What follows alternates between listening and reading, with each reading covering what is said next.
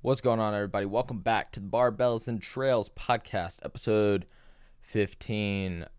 If anybody has actually stuck with me on this far. So I got some bad news for you guys. I always seem to. No guest. It just didn't seem to work out. I tried getting a hold of him middle of the week, roughly, and I guess Craig was preoccupied this weekend. So sadly, I'm by myself for today. My game plan, I don't know. You know how I told you guys I want to have kind of like go a less serious podcast, maybe not as long, not as in depth, and then like every other is like a more serious podcast. I'm going to consider this a less serious podcast. Last week's I actually ended up going a lot longer than I thought I was going to be able to because I got on a climate change rant, which is fair. It's something I guess I have a passion for. I mean, I'm not going to shame people for stuff like on Twitter, but it's something I've always had an interest in. So it kind of got me into it a little bit. So this one's actually probably going to be shorter. I'm going to pay attention to the time and not make it too long for you guys because I don't have a whole lot to talk about. I have a few discussion ideas that I say discussion, it's just myself. I have a few topic ideas. But, okay, so catch up this week. I haven't done much. Well, I've done some stuff working on the podcast studio, I guess. Let's do that. Podcast studio update real quick. At the beginning, I have I've been working, okay? So I've been working on it. I have purchased some furniture for it, and I have now painted the walls. If you guys are following my Instagram, the podcast Instagram, you can see that's the before picture of the studio. That's it empty. That's the color it is. I've repainted it. Got to finish up doing the trim, and I'm going to also repaint that closet door. I have the furniture, and I'm going to hopefully be assembling that tomorrow or Tuesday. So it will be operational for next weekend, I think. For the next episode, I will be recording in it. But other than that, I'm not going to have like a camera. I'm not going to have all that stuff yet, which I kind of told you guys preemptively in the last episode. It's going to take a minute because I'm going to have kind of like the foundation set the start of this week with the furniture and move my PC and my mic and everything, my desk in there. But also, like, it's not going to be quite the same setup. I think I'm going to kind of rechange my stuff to make it work for the podcast. But, and then I got to figure out getting a new mic and arms. So I basically want to get the foundational structure finished, which is like the main furniture pieces, the paint and all that stuff done. And then from there, I'm trying to just choose like decor ideas. I definitely need acoustic foaming because for some reason in this house the rooms echo very easily, so I'm gonna try doing that and just little stuff to kind of help like add a little bit of character, get some color to it. I don't know, I might get some art. I might get some art. I'm considering some ideas, so we'll see. That's kind of the thing. I want to get all this foundational stuff done so then I can kind of step back and be like, okay, what can I make work with what little space I have? Because if you look in the picture, it's not very big. It's like a 8x10 room. It's nothing crazy. So I'm going to try to finagle it, do what I can. I'm trying to figure out how I want the mics to come in. If I'm going to I might have to get a different mic arm than what I have at the moment. I might be getting a different one and putting in like some floating shelves behind the main seat. or seat or futon, whatever. It is a futon couch. Behind that, so like the arm comes up over you, like over your shoulder. So, trying to come up with some ideas with that, and if I'm gonna have like shelving or decoration, or I say decoration, but I don't know. I want to add character to it for sure. So I want to figure something out with it. It'll be fun, but it's coming along. Let's just say that. It was a process because let's just say this was Bailey's old room, and so we had to go through a lot of her stuff and move stuff out, and some of that stuff was going to happen anyways with her going to college, but this just kind of provoked it to happen sooner. So I had to move a lot out and clean a lot in that before we could even start painting. So it slowed down the process. I personally wanted, if things that would have gone to plan at the end of the week last week and I would have been more up and at it, I will take blame. I might have been able to be about, I probably could have got where I wanted, which I wanted to have all the painting and trim done. I don't know. This weekend was interesting, so maybe not. I don't think I would have had it done by today anyways. I wouldn't have at least had my PC in it, everything in there. Because when I do that, I'm going to try doing some cord management. So if you keep an eye out on the Instagram, I'm going to try to post more often. I'm trying to just figure out anything to post just to get something out there, just to keep adding content to it. Not make it too boring, but at the same time kind of show you guys some behind the scenes stuff and stuff like that. So eventually I will be giving updates, and then once I'm fully finished, I will probably do a before and after picture, that kind of stuff. And I will obviously have a video of it on YouTube, and on Instagram I'll probably do like a actual walkthrough behind the scenes. So hopefully be looking forward to that in the next month. I say that it could be sooner. It just depends on certain things. Like I said, the studio itself might be done before I get the camera, because the camera is probably going to be the most costly.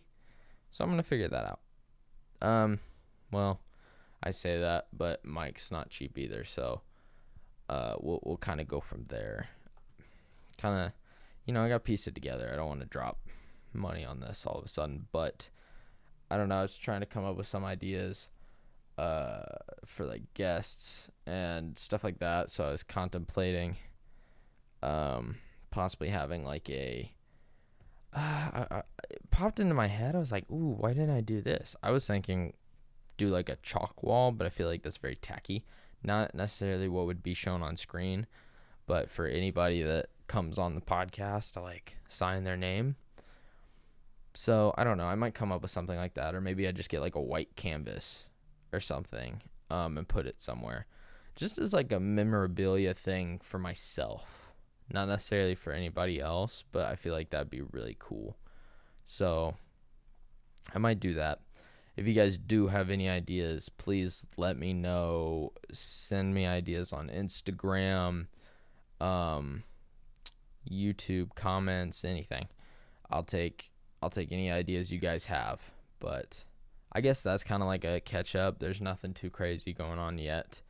I still got a decent ways to go on some of that, but I don't know. It's definitely a fun little project. Hopefully, we'll get it all done and operational by next weekend.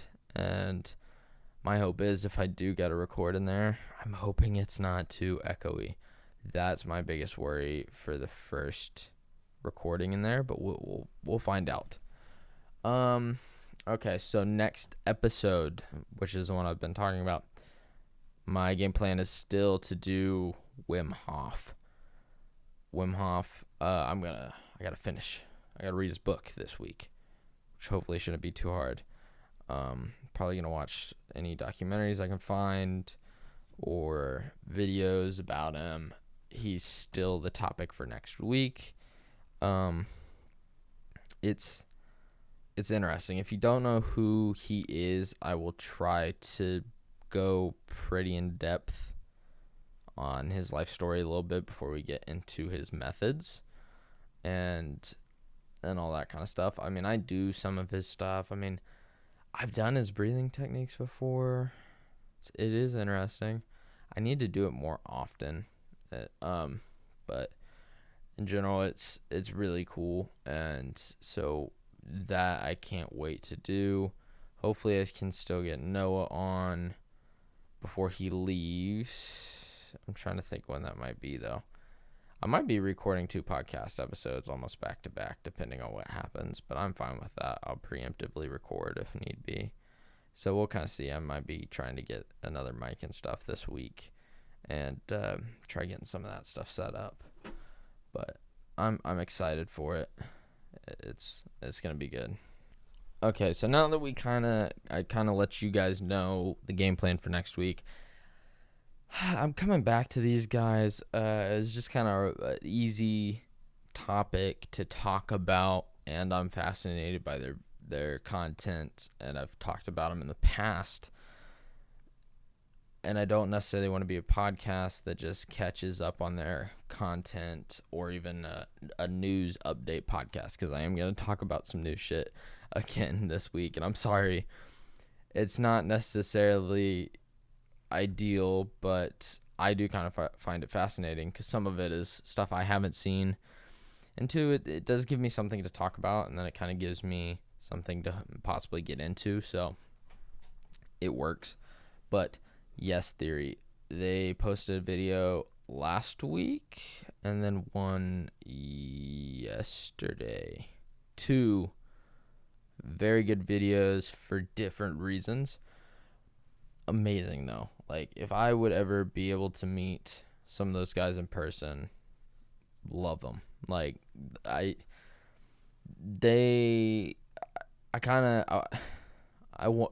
want to be what they are a little bit. Like, I aspire to be or do something similar to them, and the sense of what they do and how they just travel the world and try finding the best in everything, or not the best in everything, but to take in the world for what it really is, and not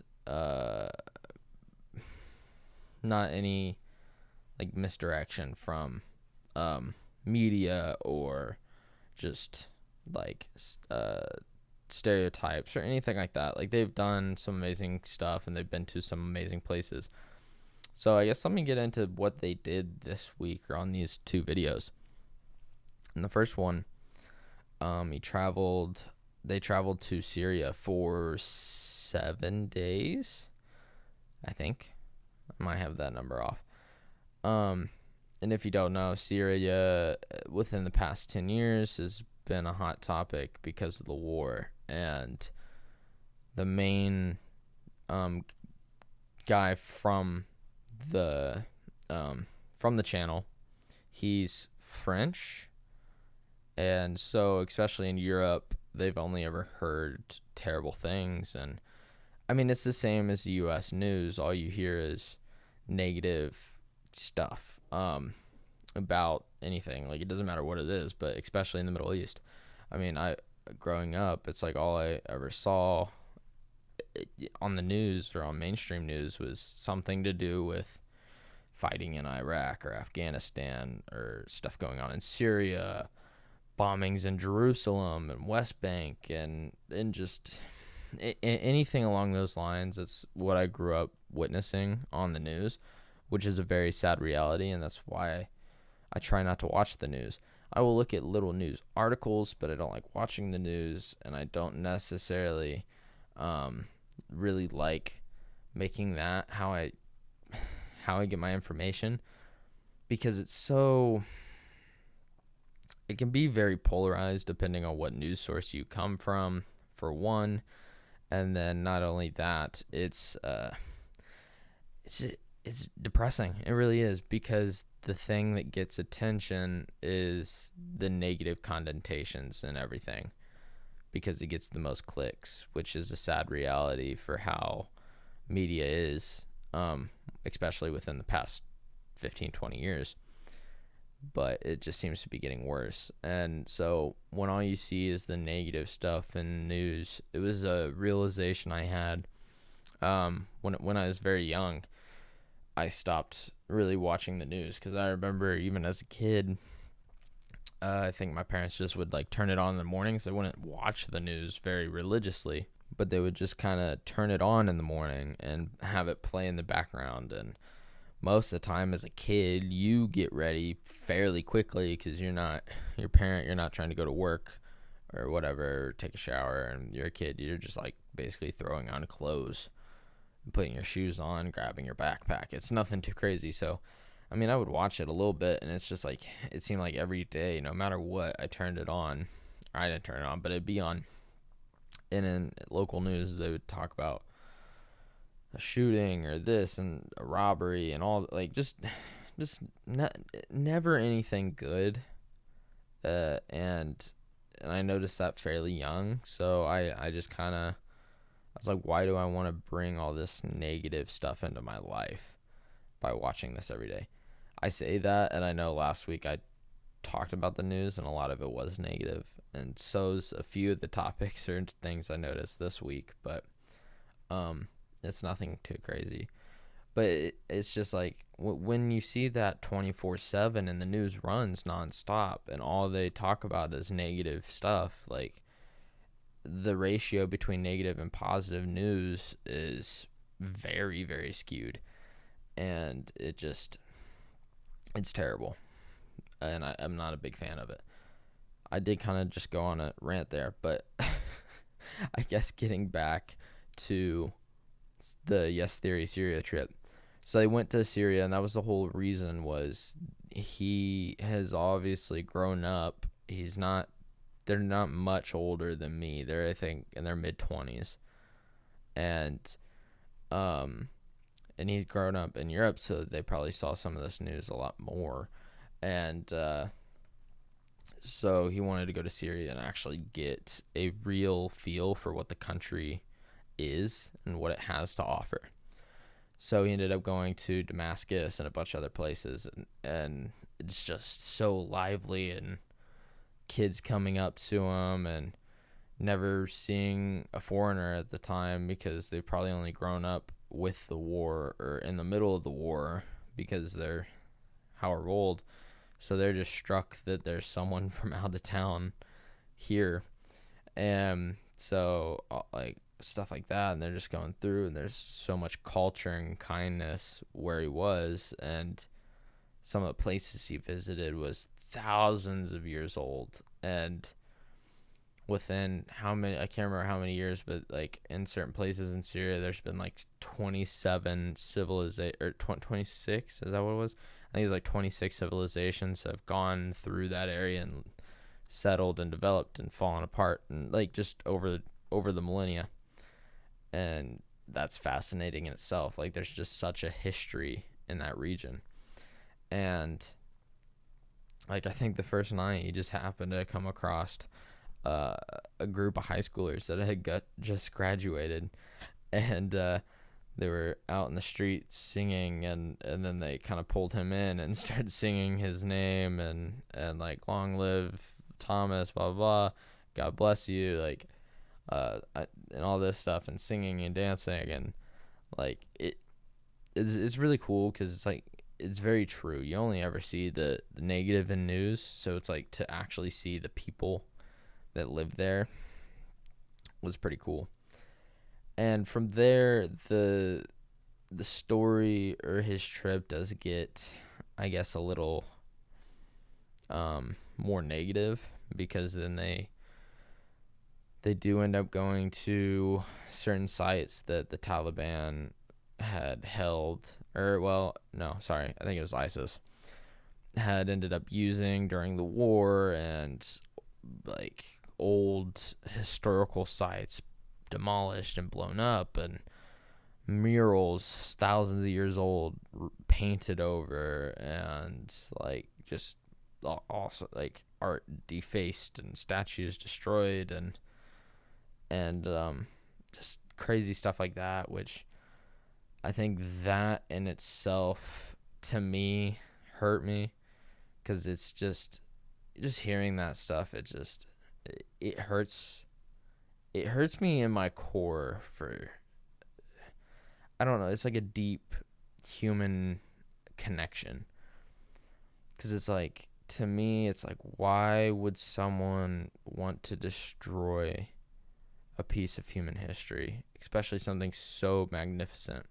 It's like what we do, like what I'm sitting in front of, like, oh wow, I got a keyboard, a mechanical keyboard, like that in itself is amazing. Like, you take what we have for granted, but then you look and at these old art and structures, and it's like that, it's even more fascinating to me, because it's like, yeah, what we have is great, but like overall technology has just progressively gotten better my whole life.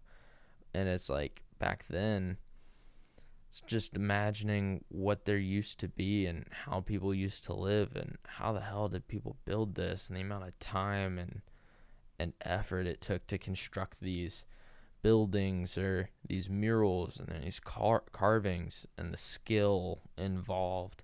It just fascinates me.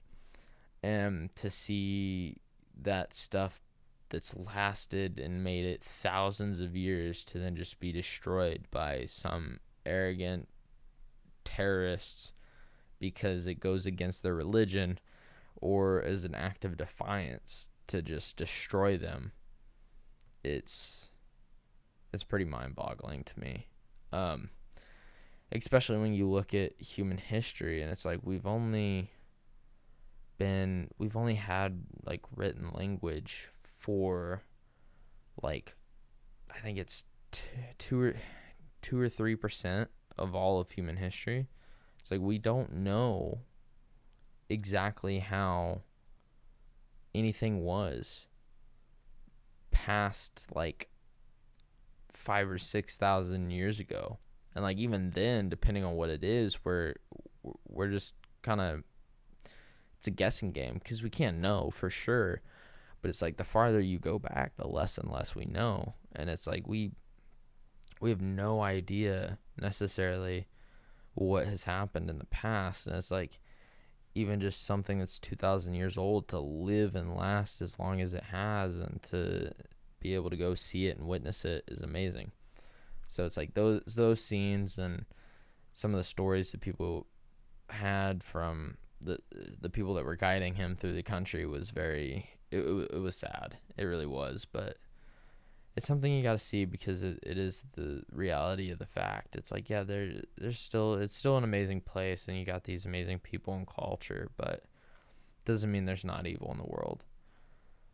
And that's where, like, some of the other stuff they went to a I cannot remember the name of the city, but I think they said before the war had started, which this was like one of the main places that the war had taken place, but the city had almost 2.5 million people, which is about the area of Paris when it comes to population, I think they said.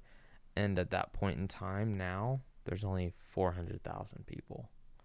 And they just walk through neighborhood upon neighborhood of abandoned buildings and apartment complexes destroyed, and rubble just everywhere.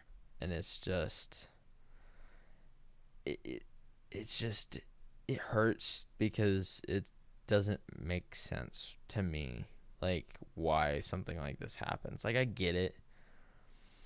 Part of it is like human nature and greed and ambition and ego and tribalism and all this. It's all combines into what ends up being war, but it's still just, it still doesn't make sense to me, especially in the society we live in now. It's like, it's so different, and we've come so far to then still resort to such ridiculous things that cause harm to hundreds of thousands or millions of people for no good reason.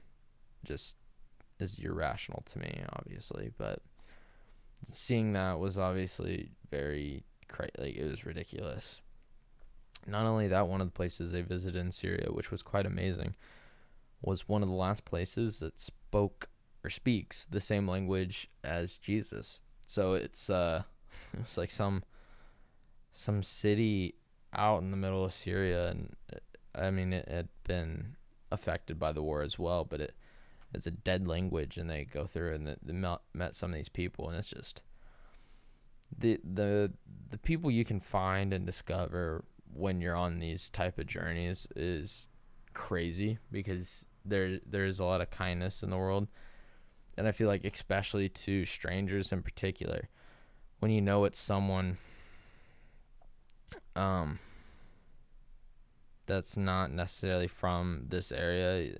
I don't know, I feel like most people react in a different way, because it's like, well, you want to leave like a good impression on someone, and to represent wherever it is you are. So you always come across these, it seems like, very amazing people. But I think that kind of wraps out their trip to Syria. I mean, he went to some other places and looked at some amazing, like an old amphitheater and some of these places, and it's like, I want to see the world eventually. I really do. That's probably one thing, and something I would do and consider would be to figure out and make the podcast mobile. I think that would be amazing, and it would be a lot of fun to travel and do stuff like that. But until then, we'll do with what we got. So that is one of the episodes. The other one that just released yesterday, was the title of it was Europe's Worst Country. And that's one thing that between those two videos in particular was kind of the theme, that the whole reason was they don't like to necessarily, when people, he didn't like the question when someone asked, what's your favorite place you've ever visited, because he doesn't look at it that way. He doesn't like to say the worst or best place, because it's so situational, because it's like you can always find something amazing and beautiful in a place that people say is terrible. And that's kind of what they did. So he ended up Googling the worst country in Europe, and it was Moldova. And so him and a friend traveled to Moldova for 3 days.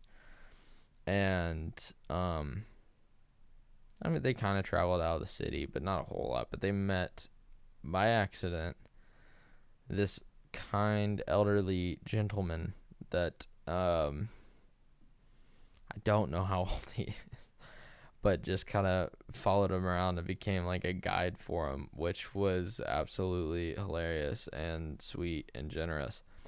And they just happened to meet this person walking through this park or something, and they were trying to find where something was, and he kind of told them, and then the dude kept talking to him, and then they're like, okay, well, we gotta go. So they talked to him for like an hour or something like that. He just started going into his life story, and then they ended up somewhere else, and he just kind of like appeared there, which was so funny. And then I think the same thing happened, because they went and explored the place I wanted to go to, which was like an old abandoned Soviet amusement park or something like that. So it was definitely a little sketchy for an amusement park, I would say so myself. But hey, when it's entertainment, you got to roll with it. So it is what it is, right? So I just said so a lot. But they happened to go out on the town, I think, that night, and they basically just got to this bar that they went to earlier that day with the old man, and literally the guy with the camera turns around and he just happens to be standing there, and like was like, what the hell? And it just such a sweet old man, sweet person, and he basically was their guide their whole trip, and he told them his whole story, which was very not heartwarming, but heartfelt and touching, and and sad in its own way. But it's just like the people you can just find in these communities is amazing. And it's like that's one reason why he was like, I don't like to label my trips best or worst, because it's like you never know what's gonna happen, and it doesn't matter if it's the best thing or experience I've had. You can go somewhere and have an amazing experience without even realizing it. And it all basically came down to meeting this man. Like, I think they gave him $500, which is 10,000 of their currency, which was like 8 or 10 months of his pension or retirement. Just as like a thank you. And he took them to the airport when they left, and it was just an amazing story. And it's crazy the situations they end up in. Like, it doesn't seem like there's a single video where they don't end up in something that was just never planned. And I feel like that's how they travel. They don't go there with a big game plan. They have a rough idea, and then they just kind of see where it takes them. And I mean, that's kind of how I like to travel. Like, I don't know. I wouldn't be the type to make like a whole itinerary or something if I'm going on vacation. It's like I'd rather just go see where it takes me and enjoy my time. And it was quite amazing, and I would love to do the same. I think that's one reason why I want to. I'm realizing like more and more. It's like, man, I want to travel, but another thing that's going to be a stepping stone for me is learning a language, and being able to communicate when traveling. It's like, unless I end up traveling with a friend that speaks the language and is bilingual, but it's like, what do I bring to the table? Because I'm not bilingual. So I don't know. I mean, I took Spanish in high school, but that didn't do much for me. So I would love to actually learn how to speak Spanish a lot better, at least functionally, and go from there. But it was quite amazing. I definitely recommend anyone to watch their videos, because watch their channel, because the whole idea and message of it is just so pure and positive, and just, I don't know, it has the same personality that I try to bring to everyday life, that it just fits. Like, it just fits for me. So I love those videos, and I love the people in them and everything they've done and shown the world, because it's quite amazing. But okay, enough about that. Let's get into the news. I say this, but I suck. Let's get into the news. News story number 1. We're going to go a little lighthearted, I guess, sort of. It's interesting, to say the least. 42 people have been attacked in a Japanese city this month. The culprits, Japanese Makaku? I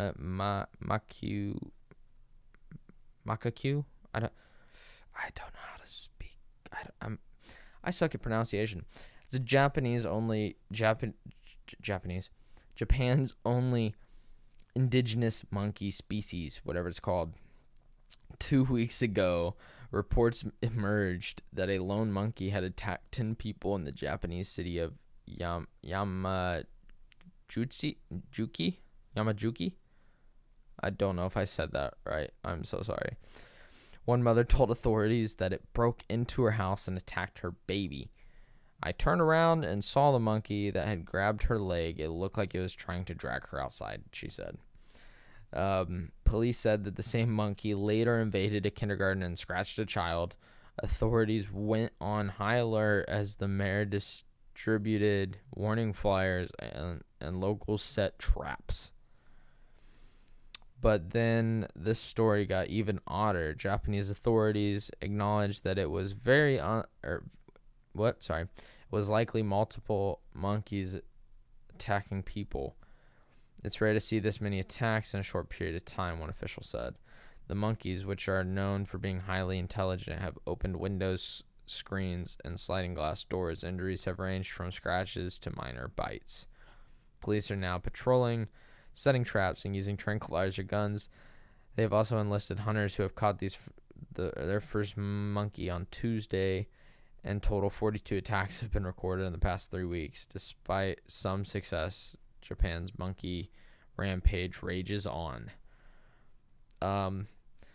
That is a very interesting story. I mean, like, I don't know if I've ever said it on the podcast. I don't trust monkeys to begin with.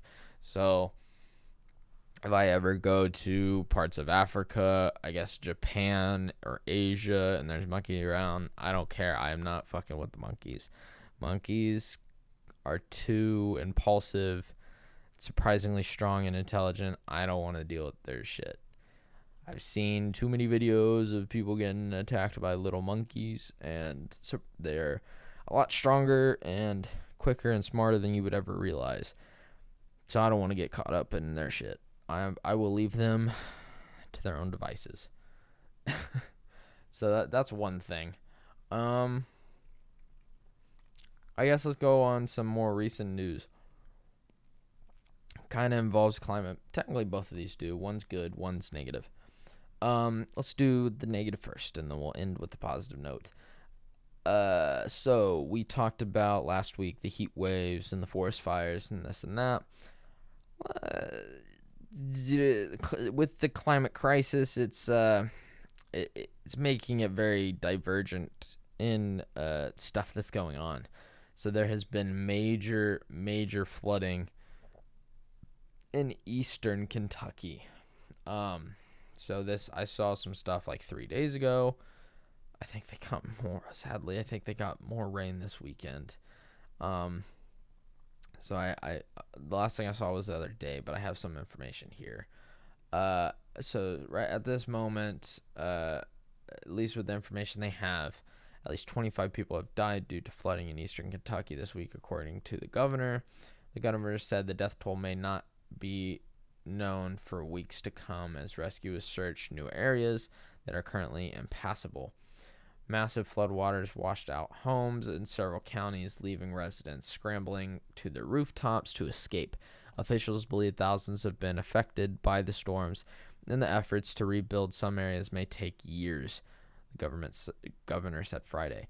Scientists say the human-caused climate crisis is worsening extreme weather around the globe.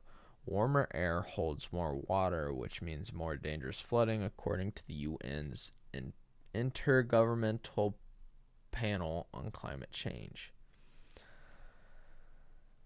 So it's like it's not necessarily the air, like, it's not necessarily that with global warming or something we're going to lose water. That's not the issue. It means that you're going to have worse droughts. You're going to have worse fires. You're going to have worse floods, worse storms, worse hurricanes, worse tornadoes, more of them. It's not necessarily that it's like, oh, it's going to just get hot. There's causes to the overall weather system, and that's the issue. That's the big issue. And so we're seeing that. Like I said, we went from, like, I don't know if they've dealt with a drought. I know in our area we've dealt with a drought, and they've gotten hit with ridiculous amounts of water. So it's crazy. So, well, how else are they saying this? Kentucky was one of several states, including Missouri and Arizona, with severe flooding, which I believe that in Missouri. In St. Louis, record-breaking rainfall at the beginning of the week triggered dangerous flash floods and had continues for days and left at least one person dead. As the global temperatures climb, the atmosphere is able to hold more water. Okay, I read that already. That's my bad. Yeah. Rainfall over land has become more intense since the 1980s. According to the UN's...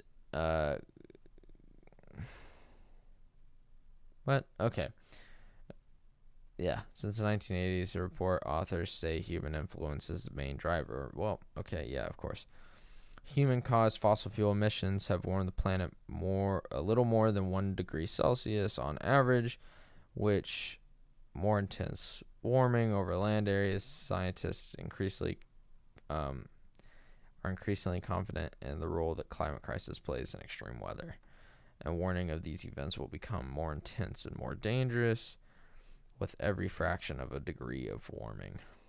So it's ridiculous. Kentucky governor says 15 emergency shelters are active. FEMA is providing water distributing. Yeah, it's been like crazy seeing some of the pictures and stuff like that and how much flooding they got. I mean, I think the other day I was watching the radar because I was like, oh well, maybe we'll get some rain, just kind of watching because we had a chance. And then I looked at the precipitation, and I think one day right over St. Louis they got like 5 inches of rain very quickly, like all in that day. So the stuff in Missouri makes sense too. It's been ridiculous. I mean, what was this say? Heavy rains and floodwaters took residents by surprise overnight Wednesday, with some homes completely lost in the waters in less than an hour. More than 9 inches of rain fell in some areas of eastern Kentucky, and more is expected in the coming days. Several organizations are in the affected areas providing assistance. You can donate help by clicking here. Got it. So it's crazy. Just this whole situation and how it's so pivotal. And it's like something like that could happen here too. It's like it doesn't matter where you are. It's like you could go from a drought to floods very quickly, and it's not. It's a sad reality at this point. But I got a good story from it. Unidentified man saves grandmother and her relatives as their home is nearly swallowed by Kentucky floodwaters. So, amid the disaster of flooding in eastern Kentucky, one anonymous man's good deed helped rescue a grandmother and her family trapped inside a water-filled home. Randy Poley was driving to get gas on Thursday morning, and he encountered the floodwaters that left him stranded on a patch of dry land in Whitesburg, Kentucky. A few hours later, he watched from a distance as a man saved an elderly woman and others who were trapped in a house as the water kept rising. Poley told CNN he could hear people yelling across the floodwaters, "Get me help, get help." Polly called 911, but emergency services were overwhelmed and unresponsive to his call, he said. At 9 a.m., he witnessed someone he described as a hero swimming over to the house and start banging on a door and window. It's a series of dramatic videos taken by police shared on CNN show the rescue. Polly said it took about 30 minutes from start to finish, but the men entered the home through the window and helped each of the 3 family members leave safely. Wow, that's pretty crazy. Seen with his 98-year-old grandmother as their home flooded in eastern Kentucky. Yeah, that's 98 years old. Wow. That's crazy. That's awesome though. That is amazing. See, there's good. It's just not. It's not always found. There's definitely good in this world and heroes. It's just not always there. Okay, I got one more quick news story. Real quick. I said that twice. But Hawaii receives its last shipment of coal before shutting down the last power plant. I mean, that's basically the story. I say that like there's not there's not a whole lot to it. So Hawaii finally received their last coal shipment, and after they go through that, they are switching to renewable energies. And yeah, I mean the governor said the final shipment is a huge step forward in Hawaii's transition to clean energy. In its time, coal was an important resource for Hawaii, and I'd like to thank the workers who have ran our last remaining coal plant. So they have projects. Here, what all does he say? Quote, renewable energy projects to replace coal are coming online, with more on the way. Even as we face challenges in making this transition, it's the right move for our communities and our planet. Most importantly, it will leave Hawaii a better place for our children and grandchildren. So there are steps being made in other places, which that's really cool. If that's the only coal fire plant in Hawaii and it's getting shut down, that's quite amazing. I know Indiana sadly has several in the southern end of the state and within the surrounding area between West Virginia and Ohio and Kentucky and all these places. I mean, I think Evansville at one point in time had 7 plants within 35 miles and at one point had dealt with soot and ash ending up on cars and stuff, and the air was that polluted. Okay, so we were about 45 minutes roughly into the recording. I was planning on probably finishing about then. So I'm not going to call it yet. I was planning on doing a few fun facts. I don't know if you guys enjoy them, but I do.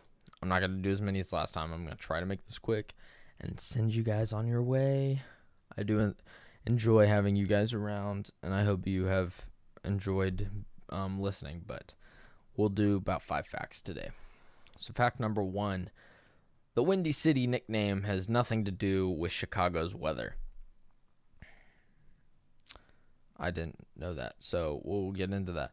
If you live in Chicago, you might already know this random fact, but where betting most other people don't, Chicago's nickname was coined in the 19th century journalist who was referring to the fact that its residents were windbags and full of hot air, not from the city's weather circumstances, which, I mean, I've always known it as the Windy City, so I just thought it was windy up there, and I've been up there, and it was windy, so I was expecting that to be it. Apparently not.